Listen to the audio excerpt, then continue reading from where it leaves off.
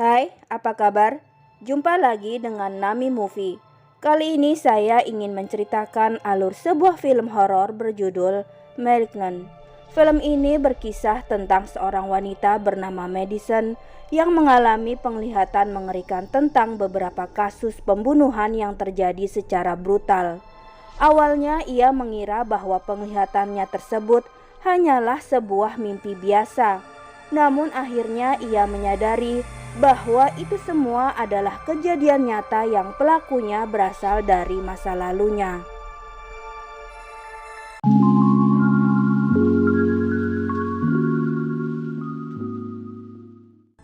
Film dibuka pada tahun 1993. Di sebuah rumah sakit, hari itu seorang dokter bernama Dr. Weaver kembali merekam laporan hasil penelitiannya terhadap seorang pasien bernama Emily.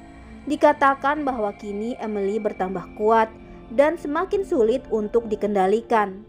Belum selesai dengan laporannya, seseorang masuk dan memberitahu bahwa Emily kembali kabur. Dr. Weaver pun bergegas membantu rekan dokter yang lain untuk mengatasi Emily. Saat seorang security sudah bersiap dengan senapan biusnya, Emily justru berhasil mematahkan tangan security tersebut. Kemudian dengan sigap Dr. Weaver akhirnya berhasil dan menembakkan biusnya kepada Emily.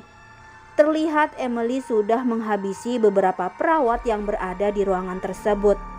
Kemudian Dr. Weaver memerintahkan anak buahnya untuk mengikat Emily dan mengatakan sudah saatnya ia akan memotong kanker yang menempel pada tubuh Emily yang semakin lama menjadi parasit baginya. Tiba-tiba terdengar suara berat yang berasal dari sebuah radio yang mengatakan bahwa suatu saat ia akan menghabisi semua orang yang berada di ruangan tersebut. Dr. Weaver dan rekannya menyadari bahwa itu adalah suara saudara kembar parasit Emily yang kini semakin bertambah kuat. Kembali ke masa sekarang, terlihat Madison yang baru saja pulang bekerja. Ia sangat lelah dengan kondisi kehamilannya, ditambah harus menghadapi suaminya yang bernama Derek yang masih saja tak menyukai keputusannya karena bersikeras untuk mempertahankan bayi dalam kandungannya. Bukan tanpa alasan, Derek menganggap bahwa kehamilan ketiga Madison kali ini pun akan sia-sia. Tapi Madison menganggap bahwa keguguran sebelumnya diakibatkan oleh ulah Derek yang temperamental. Mendengar dirinya yang disalahkan, Derek pun tak mampu menahan amarahnya dan langsung mendorong Madison hingga terbentur keras ke tembok. Derek yang panik melihat Madison kesakitan langsung meminta maaf dan bergegas mengambilkan air minum. Sedangkan Madison yang masih takut dengan kelakuan suaminya segera mengunci pintu dan baru menyadari ada darah yang keluar dari kepalanya. Akibat pertengkaran hari itu, malamnya Madison dan suaminya pun tidur terpisah. Derek terbangun setelah mendengar suara blender yang menyala di ruangan dapur. Tak lama pintu kulkas tiba-tiba terbuka, dilanjutkan dengan TV yang juga tiba-tiba menyala. Dan betapa kagetnya Derek melihat ada seseorang yang sedang duduk di sofanya. Namun ketika lampu menyala, sosok itu pun menghilang. Hingga kemudian sosok itu menyerang Derek dari belakang, diikuti Madison yang tiba-tiba terbangun seolah-olah ia baru saja mengalami mimpi yang sangat buruk. Dan Madison mendapati kepalanya kembali berdarah dan terasa sakit. Madison kemudian turun dan memanggil mencari suaminya. Betapa terkejutnya Madison mendapati Derek yang sudah mati secara mengerikan. Lalu Madison melihat sosok hitam yang muncul dari belakang tubuh Derek dan bergerak mendekati dirinya. Madison pun segera berlari menyelamatkan diri. Ia kembali ke kamar dan berusaha menutup pintu kamarnya. Namun sosok hitam itu terlalu kuat dan berhasil mendorong Madison hingga terlempar ke lantai. Puluhan polisi kini sudah berada di rumah Madison. Dua orang detektif bernama Regina dan Kekoa yang baru saja tiba mendapatkan keterangan dari salah seorang petugas yang mengatakan bahwa sepertinya penyusupan oleh orang tak dikenal adalah dugaan sementara. Dan berdasarkan kesaksian, Madison ditemukan tak sadarkan diri di kamarnya. Sementara itu didampingi oleh adiknya yang bernama Sydney, Madison kini berada di rumah sakit. Madison tak mampu menahan kesedihannya karena kembali harus kehilangan calon bayinya. Dan itu membuatnya enggan bicara pada siapapun, termasuk kepada detektif Kekoa yang sedang menyelidiki kasus kematian Derek. Dari hasil penyelidikan, Regina dan Kekoa mendapatkan keterangan bahwa tak ada tanda-tanda orang asing masuk secara paksa ke dalam rumah Madison malam itu. Ditambah para tetangga yang memberi kesaksian bahwa Derek adalah suami yang kerap kali melakukan kekerasan terhadap Madison. Para detektif itu lantas menduga bahwa bisa jadi Madisonlah pelakunya, karena saat ini hanya ia satu-satunya yang memiliki motif kuat untuk menjadi tersangka. 2 minggu berlalu, kini Madison sudah kembali berada di rumah. Ia mulai memperketat pengamanan rumahnya dengan menambah kunci untuk setiap jendela dan pintu rumahnya. Kemudian tak lama Sydney datang berkunjung dan muncul dari jendela karena tak dapat membuka pintu rumah Madison. Madison mencurahkan isi hatinya betapa ia ingin memiliki seorang bayi, karena Madison ingin sekali merasakan mempunyai ikatan darah dengan seseorang. Sydney yang tak mengerti dengan maksud kakaknya, akhirnya baru mengetahui bahwa sebenarnya Madison adalah anak yang diadopsi oleh orang tua Sydney. Orang tua Sydney mengangkat Madison sebagai anak ketika usianya 8 tahun dan dikatakan bahwa ibu kandung Madison telah meninggal saat melahirkan. Di tempat lain, seorang wanita yang bekerja sebagai pemandu wisata sedang menjalankan profesinya seperti biasa. Tak ada yang aneh hari itu, hingga saat ia akan bersiap pulang, wanita itu mendengar masih ada seseorang di dalam. Karena ketakutan, ia pun segera menyalakan lampu. Namun tak ada siapa-siapa di sana. Hingga sosok hitam itu tiba-tiba menyerang wanita tersebut dari arah atas. Ia tersadar dalam keadaan terikat di sebuah loteng. Kemudian ia mendengar sosok yang telah menyekapnya tersebut berbicara padanya melalui sebuah radio. Sosok itu mengatakan bahwa ia sudah lama menantikan momen ini terjadi. Namun ia akan memulainya dengan menghabisi Dr. Weaver terlebih dahulu. Sementara itu di kediaman Dr. Weaver, sebuah telepon berdering dan seseorang berkata bahwa sudah saatnya untuk memotong kanker. Dr. Weaver yang sepertinya mengenali suara berat itu, lantas kembali membuka dokumen lamanya 28 tahun yang lalu, yang berisikan riwayat medis pasien bernama Emily. Malam harinya, Madison yang hendak melondri pakaiannya, mendapati kepalanya kembali terasa sakit dan mengeluarkan darah. Lalu ia pun dikejutkan dengan kemunculan seorang wanita paruh baya di hadapannya. Dan kemudian datang sosok hitam yang Madison kenali. Itu adalah sosok yang dulu telah menghabisi suaminya.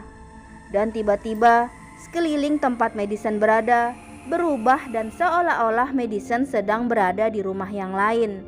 Sosok hitam itu pun lalu menyeret wanita parubaya tersebut yang ternyata adalah Dr. Weaver. Selanjutnya Madison menyaksikan sendiri dengan menggunakan sebuah piala milik Dr. Weaver. Sosok hitam itu kini menghabisi secara brutal wanita parubaya tersebut. Madison lalu berteriak dan kemudian akhirnya tersadar ia sudah berada di rumahnya kembali. Detektif Regina dan Kekoa pun sudah tiba di kediaman Dr. Weaver. Mereka menemukan sebuah piala yang bagian ujungnya telah menghilang, yang diduga adalah senjata yang digunakan untuk menghabisi dokter tersebut. Lalu detektif Kekoa juga menemukan sebuah foto yang tergeletak di lantai, yang diperkirakan adalah salah satu pasien Dr. Weaver. Detektif Regina dan Kekoa pun sepakat akan mempelajari laporan-laporan milik Dr. Weaver untuk mencari bukti-bukti lainnya yang bisa jadi ada hubungannya dengan kematian sang dokter. Di tempat berbeda, sosok hitam itu kini sedang mengubah ujung piala milik Dr. Weaver menjadi sebuah senjata. Dan wanita yang belum diketahui identitasnya pun masih berada di sana dan masih dalam keadaan terikat. Madison yang masih terguncang kemudian menceritakan peristiwa yang dialaminya semalam kepada Sydney. Sydney berjanji bahwa ia akan menjaga kakaknya dan selalu mendampingi Madison. Sementara itu di kantor polisi, Detektif Kekoa meminta rekannya untuk merekonstruksi wajah foto seorang anak yang ia temukan untuk dijadikan lebih tua 30 tahun. Dan di tempat lain, di sebuah apartemen, terlihat seorang dokter yang merupakan rekan Dr. Weaver yang sama-sama menangani pasien bernama Emily, sepertinya juga mendapat teror dari sosok hitam tersebut. Namun karena yakin tak ada siapapun di kamarnya, ia pun bergegas tidur. Bersamaan dengan itu, Madison yang juga sudah terlihat tidur, tiba-tiba terbangun dan melihat ada pria tua di sampingnya. Sama seperti kejadian sebelumnya, ia tak bisa bergerak dan seolah-olah sedang berada di tempat yang berbeda. Di hadapan Madison, sosok hitam itu menghabisi pria tua tersebut. Madison kali ini sempat melihat wajah sosok itu, lalu berteriak dan terbangun di atas tempat tidurnya, hingga Sydney yang mendengar lalu menenangkan sang kakak. Kali ini ia tak peduli dengan darah yang kembali keluar. Ia meyakinkan Sydney bahwa ada seseorang yang kembali tewas akibat perbuatan sosok hitam tersebut. Bersama Sydney, Madison pergi ke kantor polisi dan menceritakan penglihatannya semalam bahwa telah terjadi sebuah pembunuhan. Namun tentu saja kedua detektif itu tak begitu saja percaya tentang hal-hal yang berbau supranatural. Tapi Sydney bersikeras dan meyakinkan polisi untuk menyelidikinya. Dan berdasarkan tempat yang ditunjukkan oleh Madison, detektif Regina dan Kekoa naik ke lantai atas, memeriksa salah satu kamar apartemen, dan akhirnya mereka mendapati jasad korban pembunuhan yang sesuai dengan penglihatan Madison. Dan saat mereka di kantor polisi, Madison pun juga menggambarkan sketsa wajah sang pembunuh.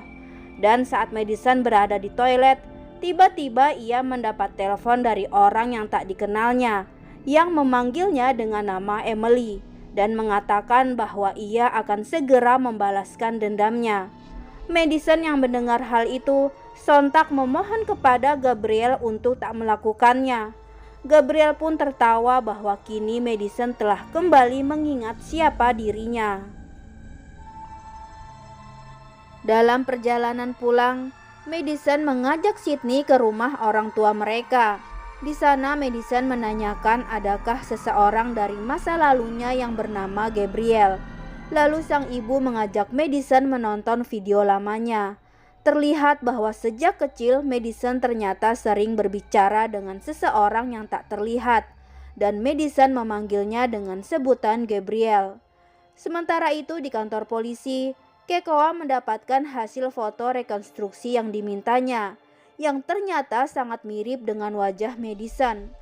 Lalu di dalam buku laporan milik Dr. Weaver, Kekoa menemukan beberapa flash disk yang berisikan foto 3 orang dokter yang menangani pasien bernama Emily, dan 2 di antaranya sudah tewas di tangan sosok hitam yang digambarkan Madison.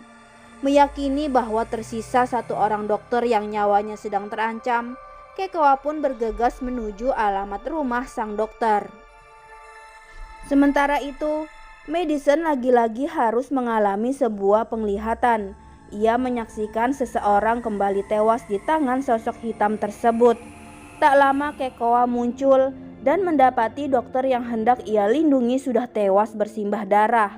Madison yang masih berada di sana lantas mencoba memberitahu Kekoa bahwa sosok hitam itu masih ada bersama mereka. Tapi suara Madison tidaklah bisa didengar oleh detektif tersebut. Dan dari arah atas, sosok hitam itu langsung menyergap Kekoa. Namun sekuat tenaga, Kekoa melakukan perlawanan, bahkan mengejar sosok hitam itu hingga ke sebuah gudang tua bawah tanah.